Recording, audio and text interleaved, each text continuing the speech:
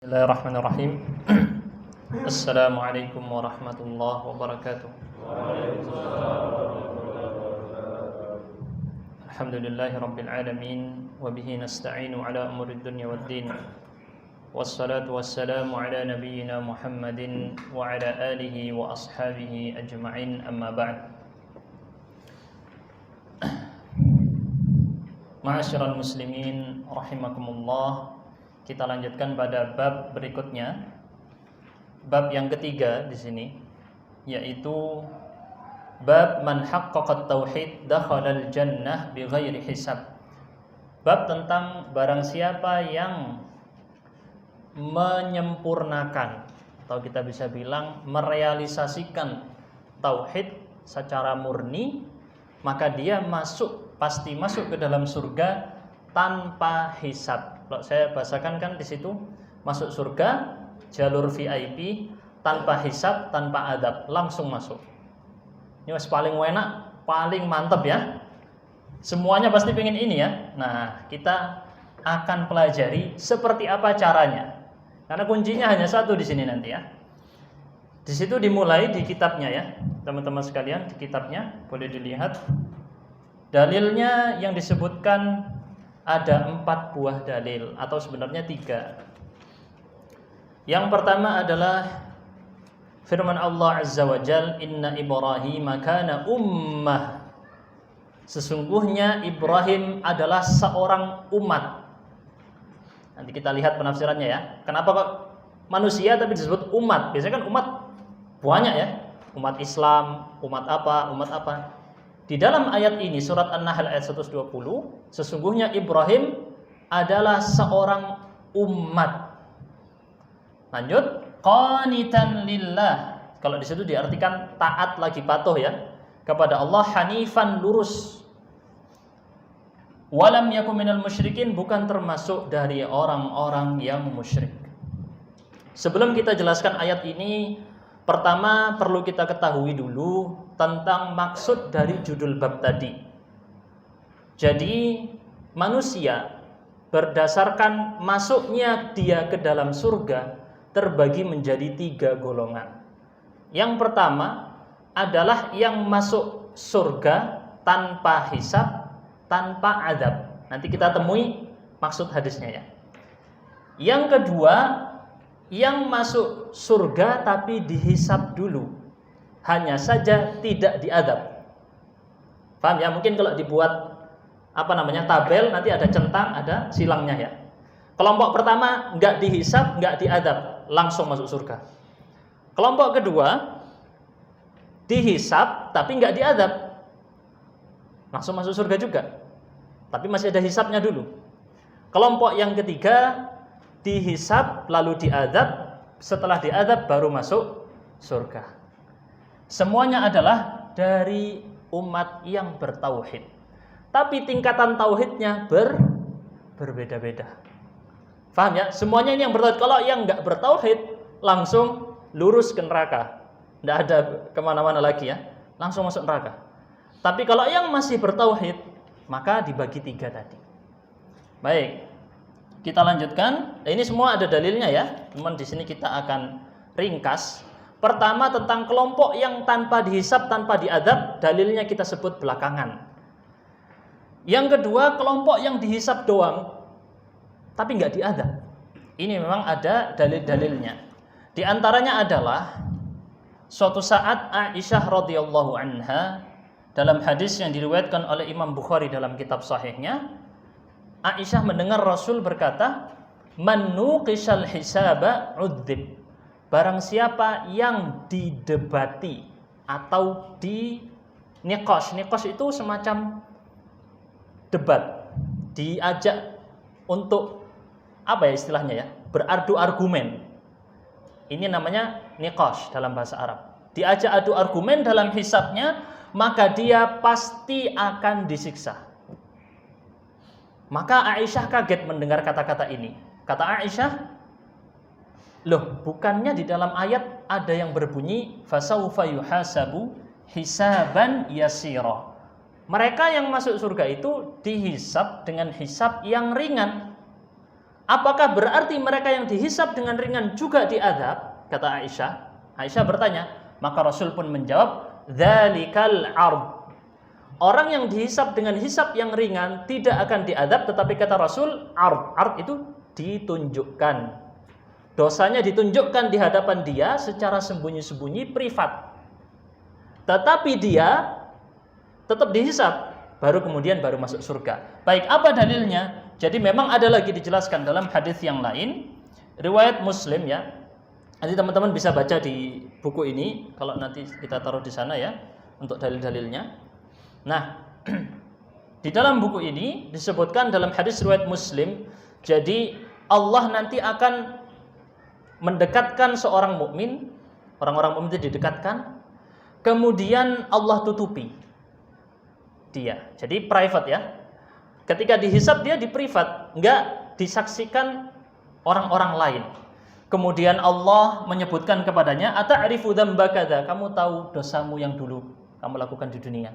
Ini gitu ya. Kamu tahu dosamu yang kamu disebutkan dosa-dosanya di hadapan dia. Dan si hamba tadi akan mengakui, benar wahai ya Allah, benar ini aku dulu melakukan dosa ini. Malu dia ya.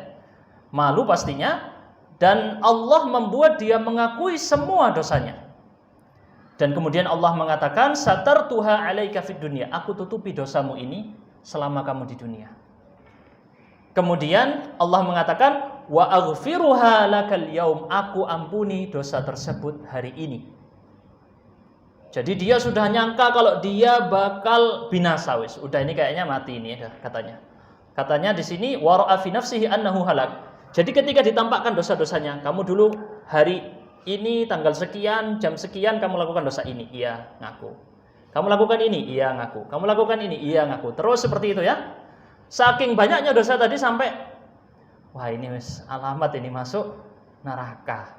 Maka kemudian Allah mengatakan kepada dia, aku tutupi dosa kamu ini di dunia, enggak ketahuan orang-orang.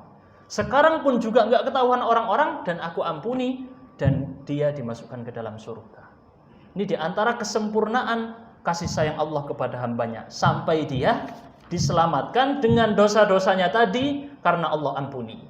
Ini yang kemudian di dalam akidah Ahlussunnah wal Jamaah, bahwasanya dosa seseorang bisa jadi itu berada di bawah kehendak Allah. Maksudnya dosa, kalau orang melakukan dosa ya, di akhirat nanti disebut istilahnya tahtal masyiah, di bawah kehendak Allah, antara diampuni atau disiksa, antara dua pilihan ini ya. Jadi berdasarkan hadis tadi riwayat Sahih Muslim, diriwayatkan dalam Sahih Muslim.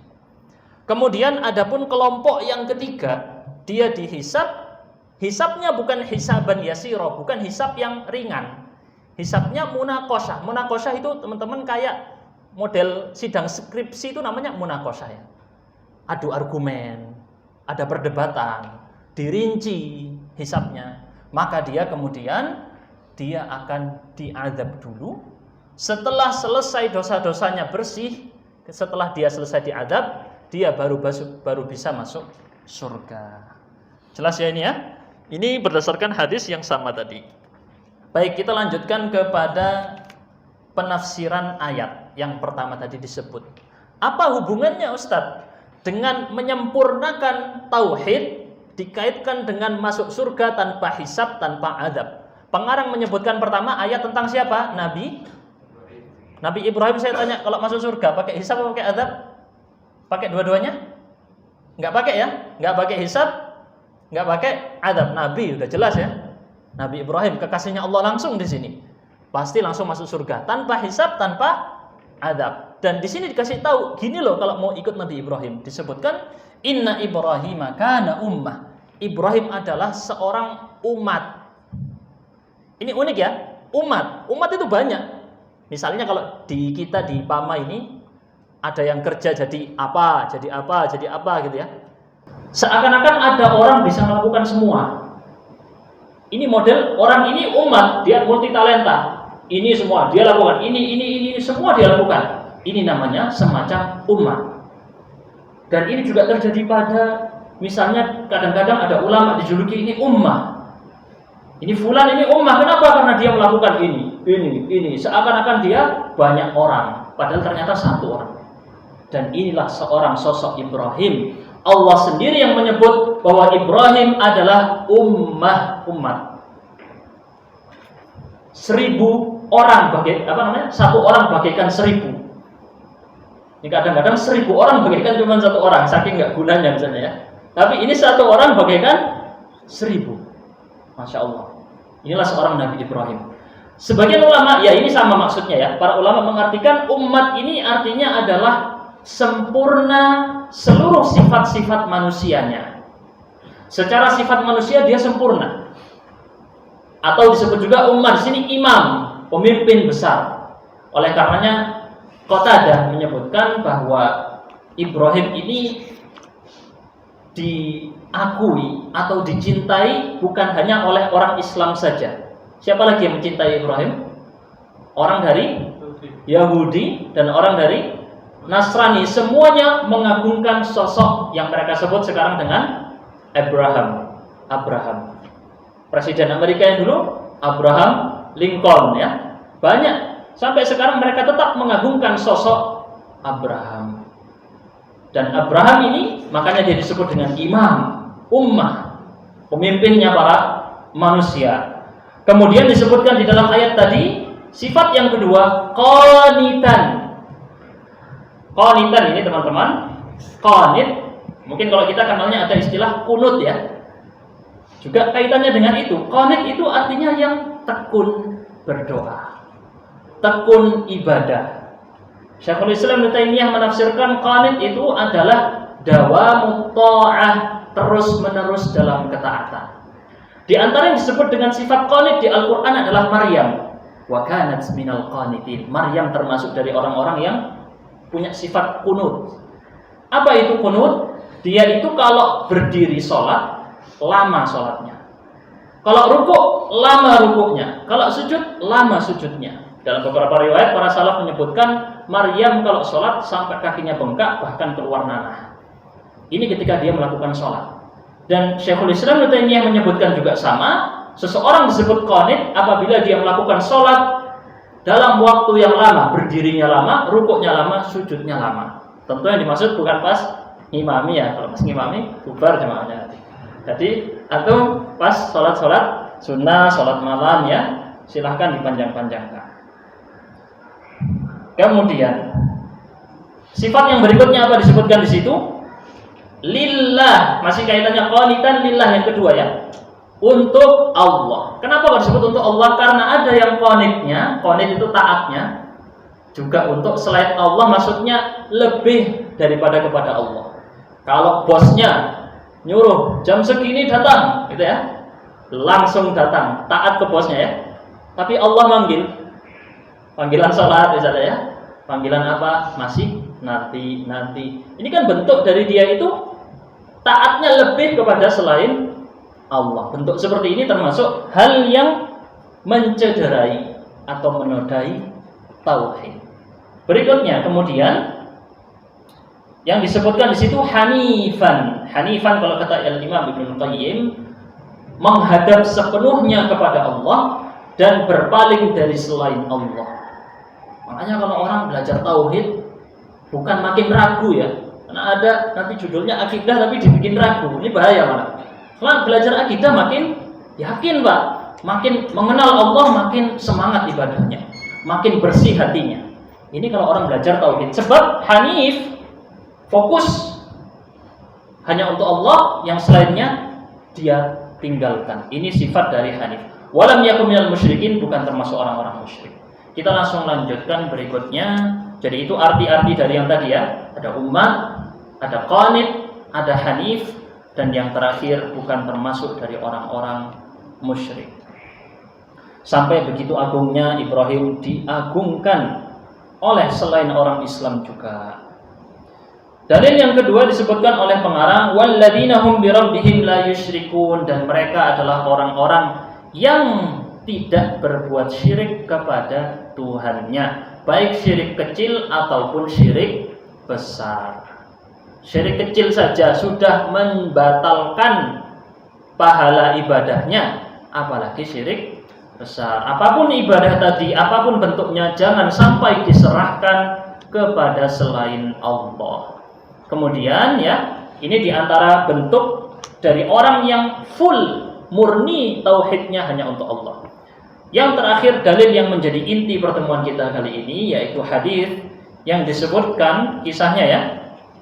Boleh dilihat di versi teksnya, saya sambil lihat yang versi Arabnya. Hadis ini hadis yang panjang. Hadis ini sebenarnya adalah hadis yang panjang. Bentar, saya sambil lihat teks Arabnya ya. Hadis ini disebutkan oleh, kalau dari riwayatnya Imam Bukhari dan Imam Muslim, hadisnya sahih ya, disepakati oleh Bukhari dan Muslim. Pokoknya antum kalau udah dengar Bukhari, Muslim, kitab sahih, langsung tahu 100% benar datang dari Rasulullah. Kalau yang selain itu masih mungkin sahih, mungkin terkritik, mungkin apa ya, tapi juga ada hadis-hadis sahih di luar Bukhari dan Muslim, dan banyak. Baik, kita langsung fokus kepada hadis inti kita. Suatu saat Husain ibn Abdurrahman berkata, saat itu aku sedang berada di sisi Sa'id bin Jubair. Sa'id bin Jubair ini kalau nggak salah adalah murid dari Abdullah bin Abbas. Jadi beliau apa berarti istilahnya? Kalau muridnya sahabat tabi'in. Oke, beliau adalah generasi tabi'in, seorang ulama. Lalu dia, Sa'id bin Jubair, berkata kepada Husain, apa yang dikatakan? Ayyukum ra'al kaukab alladhi inqadda al-barihah. Siapa di antara kalian, berarti berkata kepada murid-muridnya ya, siapa di antara kalian yang tadi malam melihat bintang jatuh? Maka kemudian beliau, Husain, berkata, ana, aku melihatnya. Kemudian beliau berkata, lanjut lagi setelah bilang saya, tapi aku melihatnya bukan waktu sholat. Maksudnya untuk menepis, enggak, berarti ini orangnya sholat tahajud gitu ya. Beliau menepis, enggak mau sampai ada orang menyangka dia seorang ahli tahajud, menyembunyikan amal solehnya. Husain menyembunyikan amal solehnya sampai dia bilang, saya melihat bintang jatuh tadi malam, tapi saya bukan lagi pas sholat. Gitu ya istilahnya ya. Jadi aku tidak sedang melaksanakan sholat ketika aku melihat bintang tadi. Bisa jadi dia memang melakukan sholat tahajud, tapi dia menyembunyikan amalnya. Dia bilang, enggak, aku melihatnya bukan pas sholat. Terus dia bilang, walakinni ludirtu. Nah, aku bangun malam-malam pas melihat itu karena aku terkena sengatan. Sebagian menafsirkan sengatan kalajengking. Kena sengat ya, namanya kena sengat mesti bangun ya. Dan ketika dia bangun kesakitan, dia melihat bintang jatuh. Lalu kemudian Sa'id bin Jubair mengalihkan pembahasan, enggak membahas tentang bintang jatuhnya tadi. Yang dibahas adalah apa yang kamu lakukan? Ma sana'ta? Maka dia mengatakan irtaqaitu, aku melakukan ruqyah. Kalau di dalam versi terjemahnya di sini, aku minta diruqyah. Iya, betul ya, irtaqaitu di sini berarti aku minta diruqyah. Ada yang meruqyahku gitu ya. Kemudian Sa'id bin Jubair mengatakan, "Fama hamalakum ala dzalik?" Apa yang membuat kamu meruqyah dirimu habis kena sengat kalajengking? Istilahnya kalau bahasa sekarang, apa dalilnya gitu ya. Jadi ini sudah biasa para tabi'in biasa menanyakan apa dalilnya. Dan ini bisa antum lihat di sini sebentar lagi saling menyebutkan dalil antara Sa'id bin Jubair dengan Husain bin Abdurrahman. Maka Husain bin Abdurrahman mengatakan dia melakukan ruqyah untuk sengatan kalajengking. Dia bilang haditsun, sebuah hadis. Nah, dalilnya adalah hadis. Haddatsanahu Sya'bi, Sya'bi menyampaikan kepada kami. Maka kemudian Sa'id mengatakan apa yang dia katakan? Haddatsana an Buraidah bin al-Husayb. Ini yang disebut biasanya dengan sanad. Sanad itu menyampaikan beritanya dari siapa? Dari Sya'bi. Sya'bi menyampaikan dari siapa? Dari Buraidah bin al-Husayb. Istilah kalau antum sekarang ada dengar berita, di sebelah sana ada ini, ada kejadian kebakaran. Nah, kamu dengar dari siapa? Dari fulan. Fulan dari siapa? Dari fulan. Agar kita cek benar atau tidak, fulan dan fulan ini ada pendusta atau tidak. Baru kemudian dinyatakan di sini dalam hadisnya bahwasanya dia berkata, Buraidah bin al-Husayb. Jadi Buraidah bin al-Husayb ini adalah Kayaknya sahabat Nabi di sini, tapi di sini pakai subhanahu wa ta'ala, salah ketik ya, radhiyallahu anhu harusnya di buku ini. Buraidah mengatakan, perkataan sahabat ya, la ruqyata illa min ainin aw humah. Tidak boleh meruqyah. Ruqyah itu ya kalau bahasa kita jampi-jampi ya. Tapi jampi-jampinya pakai Al-Qur'an, pakai bacaan-bacaan doa yang syar'i. Cuman bahasa orang sekarang jampi-jampi. Jadi di zaman dulu itu ada ruqyah yang syirik, ada ruqyah yang tidak syirik. Nah, makanya kita mungkin bahasa Indonesianya jampi-jampi. Jampi-jampi ada yang tidak boleh, yang syirik. Jampi-jampi ada yang boleh kalau jampi-jampinya dari Al-Qur'an atau doa-doa syar'i, mohon kepada Allah bersih dari syirik. Nanti kita bahas khusus di bab tentang ruqyah, ya. Kemudian dia mengatakan tadi, bukan hadis ya ini, tetapi perkataan sahabat. Tidak boleh ruqyah kecuali karena terkena ain. Ain itu pandangan dengki. Jadi atau misalnya melihat sesuatu bagus, nggak berzikir, nggak mengucap hal-hal yang memuji Allah dalam perkara itu, maka khawatir dia akan orang yang dilihat tadi terkena pandangan dengki, pandangan hasad. Ini kita baca biasanya di dalam surat An-Nas apa? Wa min syarri hasidin idza hasad. Dari keburukan pendengki apabila dia dengki. Ya, ini terjadi ya. Al-ainu haqqun, nanti kita bahas dalam pertemuan yang lain tentang ain. Kemudian atau karena terkena sengatan kalajengking tadi ya, maka boleh. Oh, berarti di dalam hadis tadi perbuatan Husain meruqyah kakinya atau mungkin anggota tubuhnya yang kena sengat kalajengking punya dalil. Dalilnya adalah tidak boleh ruqyah kecuali karena ain atau karena sengatan kalajengking. Baik. Maka Sa'id bin Jubair ini lebih alim ya. Kalau di sini dikategorikan lebih alim. Beliau mengatakan faqad ahsana man intaha ila ma sami'. Telah bagus orang yang sampai atau memaksimalkan kepada apa yang dia dengar. Maksudnya gimana? Bagus orang yang punya pengetahuannya sampai situ, dia maksimalkan. Oh ya, saya tahunya ini Ustaz, ya ini yang saya amalkan. Masya Allah. Ini menunjukkan bahwa dia orang itu dinilai dari apa yang dia ketahui. Jadi kalau antum tahunya ini, alhamdulillah saya tahunya ini saya amalkan. Ternyata ada yang lebih bagus. Antum sekarang belum tahu. Nanti kalau udah belajar yang lebih bagus, lakukan yang lebih bagus. Kayak kemarin kita belajar sifat sholat Nabi, betul ya? Ustaz, selama ini saya kebiasaan kalau sholat gerakannya gimana gitu ya. Pas kita belajar, oh ternyata tata cara sholat Nabi begini. Kita tiru, Masya Allah. Ini yang disebut faqad ahsana man intaha ila ma sami'. Telah bagus orang yang memaksimalkan terhadap apa yang dia dengar. Oh, dia dengar ini, diamalkan.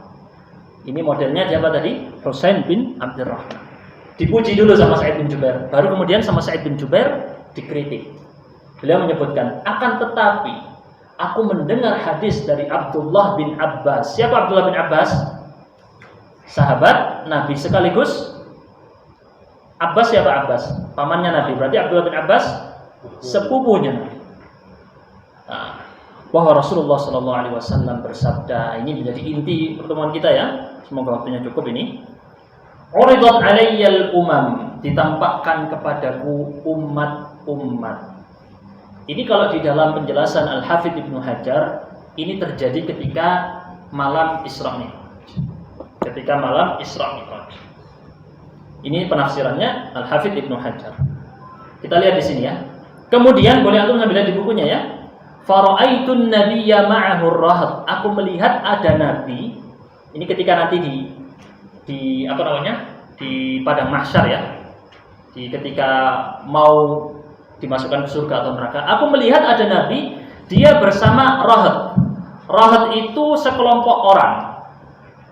Menafsirkan kalau arti rahd itu kalau nggak salah 3 sampai berapa gitu. Pokoknya jumlahnya nggak terlalu banyak.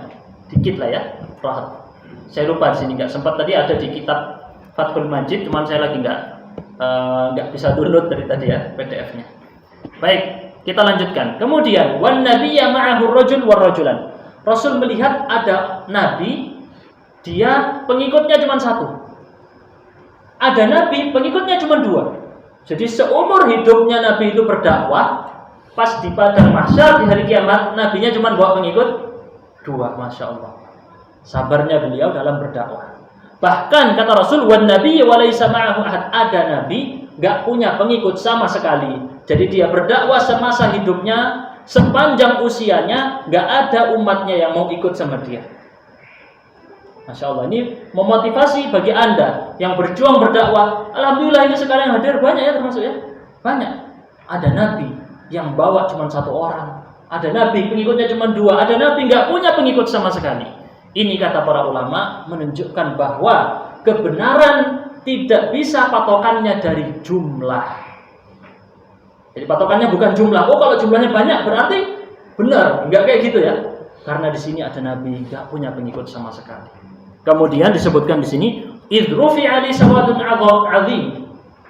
Lalu ditampakkan kepadaku ada umat yang banyak.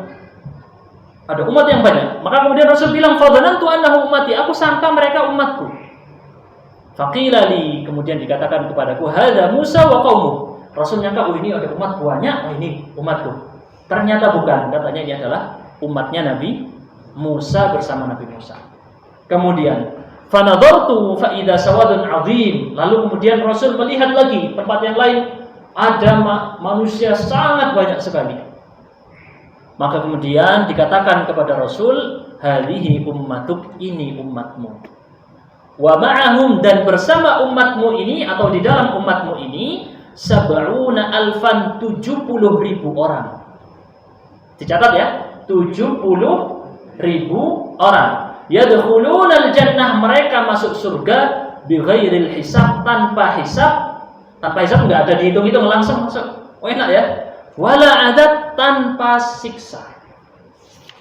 Oke, tanpa adab, tanpa hisab, tanpa disiksa. Maka kemudian Rasulullah melanjutkan sabdanya ya. Jadi sebelum beliau melanjutkan sabdanya, berhenti di situ hadisnya. Jadi para sahabat kemudian bingung ya, karena Rasulullah masuk ke dalam rumah. Kalau di sini fadakhala manzilahu. Maka orang-orang ngobrol tuh, siapa ini 70.000 yang masuk tanpa hisab? Ada yang bilang, oh mungkin mereka yang menemani Rasul, para sahabatnya. Ada yang bilang, oh mungkin mereka yang lahirnya langsung Islam, nggak pernah mengalami kesyirikan. Dan lain-lain, ada yang menduga-duga, oh mungkin ini, oh mungkin itu. Maka kemudian Rasulullah keluar dari rumahnya. Para sahabat nunggu ya. Lalu Rasulullah mengabarkan kepada mereka, siapa yang dimaksud 70.000 tadi? Humul ladzina la yastarqun. Mereka adalah orang-orang yang tidak pernah minta diruqyah. Wala yatatayyarun. Mereka orang-orang yang tidak pernah tatoyur. Tatoyur itu ngundi nasib pakai yang dilihat atau didengar. Nanti kita bahas ya tatoyur itu apa. Soalnya banyak di Indonesia. Wala yaktawun, dan tidak berobat dengan kai. Kalau di sini tidak meminta untuk dikai. Kemudian wa ala rabbihim yatawakkalun, pamungkas dari semuanya, dan mereka hanya tawakal, berserah diri hanya kepada Allah. Dengar ini ya, persyaratannya ada 4 tadi ya. Masalah ruqyah, masalah tatoyur, masalah kai, yang terakhir masalah tawakal. Alias semuanya sebenarnya masalah tawakal ya. Baik. Kemudian mendengar hal itu tadi, tiba-tiba ada seorang sahabat bernama Ukasyah bin Mihsan. Ini juga ide bagus kalau nyari nama Ustaz, ada anak mau dinamain, boleh namain Ukasyah ini ya. Supaya anak tadi mendengar hadis ini, Masya Allah. Ukasyah ini kemudian berdiri dan berkata kepada Nabi, ya Rasulullah, ud'ullaha ayyaj'alani minhum. Wahai Rasulullah, doakan aku kepada Allah agar aku menjadi termasuk dari 70.000 orang tadi. Maka Rasul mengatakan kepada dia, anta minhum, kamu termasuk dari 70.000 tadi. Senang ya, jaminan surga. Ini kalau kita yang dengar, besoknya langsung gak sholat ini ya, langsung maksiat apa gitu. Ini menunjukkan hati kita masih gak bersih ya. Ukasyah dengar kayak gini bukan malah makin Makin nggak sholat malah makin semangat, malah makin beribadah. Ini model, makanya ini bahaya kalau kita ini berarti memang nggak pantas masih kurang pantas kalau misalnya masih kayak gini. Ini seorang Ukasha mengatakan, tapi semoga semua yang hadir di majelis ini ya, kita semua semoga Allah jadikan termasuk dari yang pantas dalam kategori 70.000 orang masuk surga tanpa hisab, tanpa adab. Amin. Kemudian, jadi sudah dijamin ya dia, anta minhum. Ya Rasulullah pun juga dijamin surga. Tapi Rasulullah apa kemudian malas-malesan ibadah? Wis nyantai wis sudah dijamin surga. Kan enggak? Rasulullah bahkan sampai bengkak-bengkak kaki beliau sholat malam. Bahkan sholat malamnya Rasulullah 1 rakaat baca apa? Al-Baqarah. Gimana kita Al-Baqarah aja 1 bulan nggak habis-habis ya? Ini Rasulullah baca surat Al-Baqarah 1 kali berdiri. Nah ini atau 1 kali 1 sholat malam gitu ya. Kita lanjutkan. Kemudian ada orang lain, sahabat yang lain bertanya, ya Rasulullah ikut juga ya dia? Ukasha enak didoain ya, dijamin. Ada sahabat yang lain bilang, ya Rasulullah, ud'ullah yaj'alani minhum, doakan aku juga agar masuk dari 70.000 orang tadi. Maka Rasul mengatakan, sabaqaka biha Ukasha, kamu udah didului Ukasha. Tidak dapat jatah ya, tidak dapat jatah didoakan. Nah ini ada penjelasan para ulama tentang kenapa Rasul mengatakan ini kepada orang tadi. Ada beberapa versi. Kenapa dia enggak didoakan juga seperti halnya Ukasha. Baik, kita langsung lanjutkan dulu pada pembahasan-pembahasan tadi. Pertama, masalah ruqyah. Jadi ruqyah di sini menjadi hal yang didiskusikan secara panjang oleh para ulama. Padahal Rasulullah sendiri membolehkan masalah meminta ruqyah. Bahkan juga Rasulullah ketika ditanya seorang sahabat, wahai Rasulullah, apakah aku boleh meruqyah? Rasulullah mengatakan dalam hadis Sahih Muslim, man istata'a minkum ay yanfa'a akhahu falyaf'al. Barang siapa yang bisa memberi manfaat untuk saudaranya, maka hendaknya dia lakukan. Alias dalam beberapa perkara, dalam beberapa riwayat yang lain, Rasulullah membolehkan praktek ruqyah. Tidak dilarang. Kemudian di dalam riwayat-riwayat yang lain, ini sambil saya cek ya, Nabi pun juga diruqyah di dalam Sahih Muslim. Dan beliau juga berobat dan memerintahkan untuk berobat. Bahkan beliau juga memerintahkan sebagian sahabat untuk melakukan kai. Jadi ada perkara-perkara di sini yang seakan-akan kelihatan bertentangan. Pertama, kalau dia masuk surga tanpa hisab, tanpa adab, tidak ruqyah atau tidak minta diruqyah. Sedangkan Rasulullah pernah diruqyah. Rasulullah membolehkan sahabatnya untuk meruqyah. Bahkan juga dalam perkara menerima permintaan, karena orang tadi kan boleh meruqyah ya. Berarti orang yang minta diruqyah juga seakan-akan di situ dibolehkan. Oleh karenanya para ulama kemudian ada perdebatan dalam masalah ini. Sebagian mengatakan kalau dia minta diruqyah nggak masuk dalam keutamaan 70.000 yang tadi. Tapi sebagian ulama bilang tidak. Yang dimaksud meminta ruqyah di situ adalah kalau dia punya ketergantungan hati yang kuat kepada peruqyahnya. Jadi dia tawakalnya udah bukan kepada Allah, tawakalnya kepada ini ada Ustadz A atau Kiai A. Kalau diruqyah sama dia langsung manjur, langsung beres gitu ya. Ketika udah jadi kayak gitu, maka tawakalnya sudah ternodai. Kita nggak bilang hilang, enggak Ustaz sambil tawakal kepada Allah, tapi ketika terlihat seperti itu tadi, maka ketergantungan hatinya sudah tergantung kepada si peruqyahnya. Ini bukan saya yang menjelaskan, ini yang menjelaskan adalah Al-Hafidh Ibnu Rajab dan Al-Hafidh Ibnu Hajar. Beliau berdua mengatakan yang dimaksud la yastarqun, tidak meminta ruqyah, adalah yang minta ruqyahnya tetapi hatinya kuat bersandar kepada peruqyahnya, bukan bersandar kuat kepada Allah. Paham ya kira-kira ya? Oke. Karena patokannya bukan itu, teman-teman. Gini ya, terkadang itu kita mengagungkan sosoknya tadi berlebihan, sehingga kalau ya mohon maaf ya, contoh-contoh gampangnya, kalau sama Ustadz ini sembuh Ustadz, kalau sama Ustadz yang itu enggak sembuh. Nah, kayak gitu ya.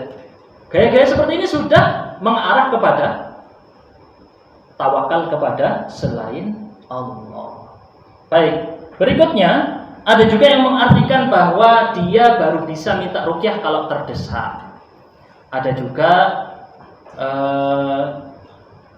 ya sekiranya seperti itu aja cukup biar tidak kepanjangan. Kemudian kita lanjutkan.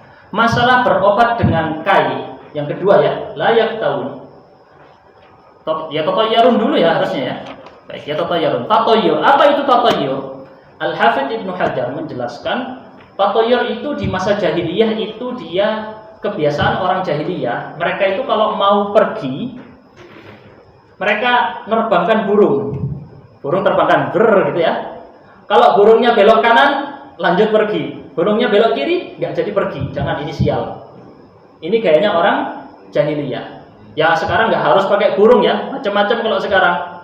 Ini hari Ustaz ketabrak sama hari ini. Nanti kecelakaan macam-macam ya. Zaman sekarang ada yang pakai, bukan zaman sekarang, zaman dulu juga ya. Ustaz, rumahnya calon istri saya hadap ke selatan, rumah saya hadap ke utara. Gak bisa ini nanti gini ya kayak gitu ya.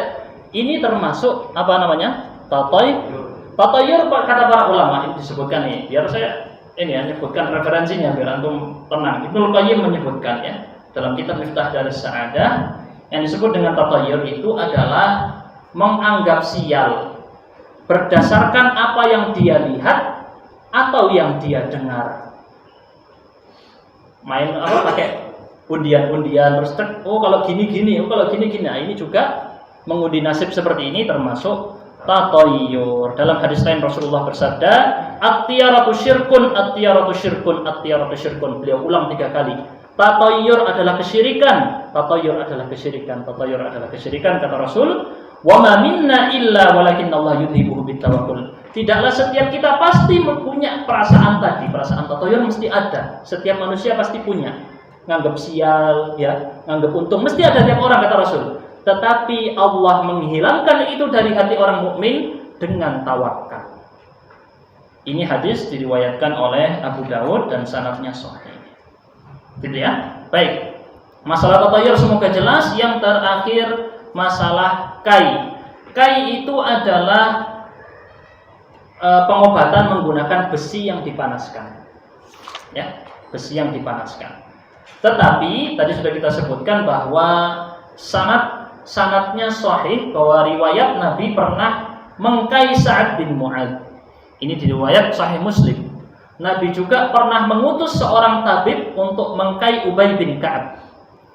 Jadi kalau kita lihat di sini berarti maksudnya adalah bukan melarang full dari melakukan kai, tetapi tidak boleh meyakini kai sebagai penyembuh. Karena di antara perkataan orang Arab zaman dulu, akhirud dawa al-kai. Obat paling akhir, kalau udah nggak ada obat yang bisa, paling akhir kata orang Arab adalah obat pakai kai. Kai itu besi dipanaskan ya, dibakar, terus ditempelkan kepada anggota tubuh yang sakit tadi. Nggak tahu itu metode zaman dulu ya. Zaman sekarang nggak tahu apa.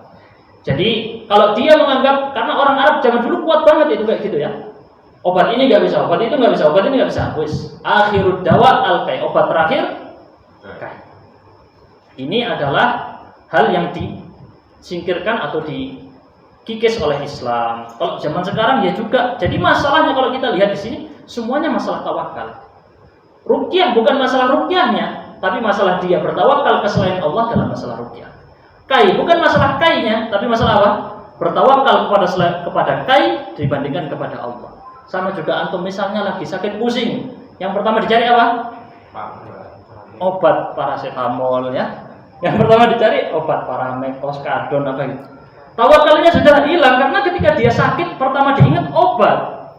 Sakit pertama diingat dokter, bukan langsung kepada Allah. Iya itu sebab betul Ustaz, bukan berarti kita nggak berobat, ya tetap berobat. Tapi awal diingat mintanya kepada Allah, tawakalnya kepada Allah. Seperti itu juga agar ini bisa dihadirkan di dalam hati-hati kita semua. Pas sudah jam 8, kita tutup dengan kafaratul majlis. Subhanakallahumma bihamdika asyhadu an la ilaha illa anta astaghfiruka. Mohon maaf bila dari saya kesalahan kata-kata. Wassalamualaikum warahmatullahi wabarakatuh.